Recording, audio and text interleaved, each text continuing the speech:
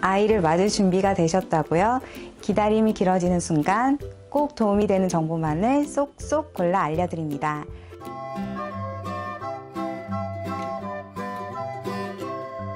안녕하세요. 임신준비반 오늘의 쌤 한희정입니다.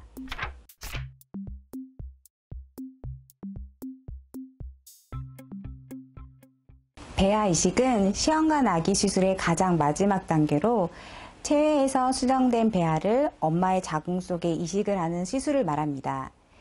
체외 수정 후 2에서 5일 정도 배양에 세포 분열이 잘 되어 있는 배아를 부드럽고 가느다란 관을 이용해 초음파를 보면서 정확하게 자궁에 삽입을 하는 것을 말합니다.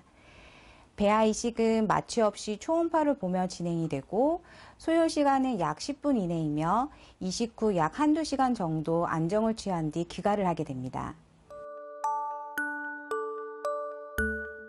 만약 난자 채취 후 3일 또는 5일 후 신선 배아 이식을 하는 경우엔 자궁 내막을 탄탄하게 유지하기 위해 프로게스테론 성분의 질정이나 주사제를 처방받게 됩니다.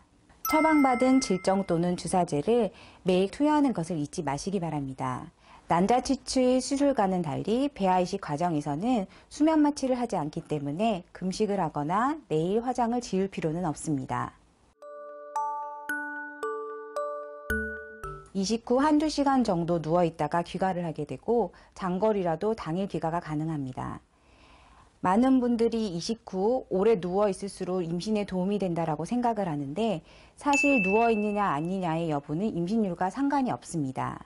배아는 0.2cm의 매우 작은 크기로 폭신한 스펀지와 같은 상태의 자궁 내막에 도달하게 되면 미끄러져 내려오지 못하도록 내막 세포들에 둘러싸여 있기 때문에 쉽게 흘러내리지 않습니다.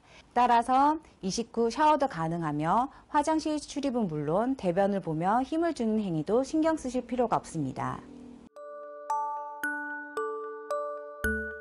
답은 X입니다. 일부 논문에서는 고체온이 오히려 신경관 결손과 같은 태아 기형을 유발할 수 있다고 보고하고 있습니다. 따라서 핫팩이라든지 전기 담요 등을 38도 이상의 고열로 장시간 사용하는 것을 피하는 것이 좋습니다.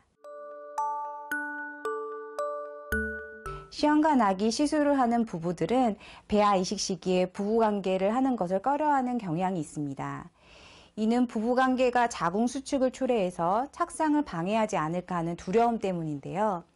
하지만 최근에는 부부관계가 시험관 아기 시술 결과에 나쁜 영향을 주지 않을 뿐더러 오히려 배아 이식 전후에 할 경우엔 임신 성공률을 도움을 준다는 수치상 연구 결과도 있습니다. 문제는 과배란 유도제를 사용한 난소가 평상시보다 많이 부어있는 상태라는 것입니다.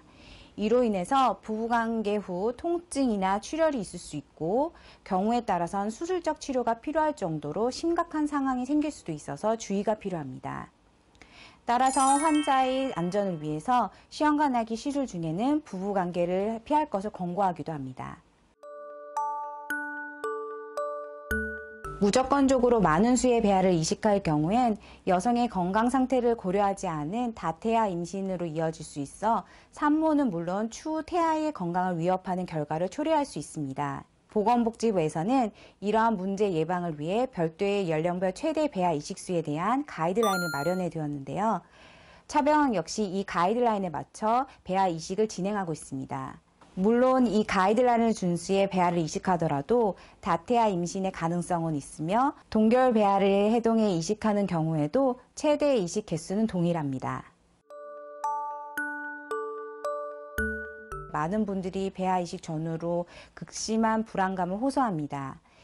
이로 인해 수술을 받은 뒤 혈액 검사까지 약 11일, 그 시간을 초조함 속에 보내며 작은 행동에도 스트레스를 받고 꼼짝없이 누워있는 생활을 반복하곤 하는데요. 그러나 걱정은 잠시 접고 평소와 같이 생활하기를 위해 노력하는 것이 중요하다는 사실을 잊지 마세요. 오늘은 배아 이식 전후 주의사항에 대해 알아봤습니다. 임신에 고민이 있거나 궁금증이 있다면 바로바로 댓글창에 질문과 하고 싶은 말을 남겨주세요. 그리고 구독과 좋아요도 잊으시면 안 됩니다. 다음 시간에 뵙겠습니다.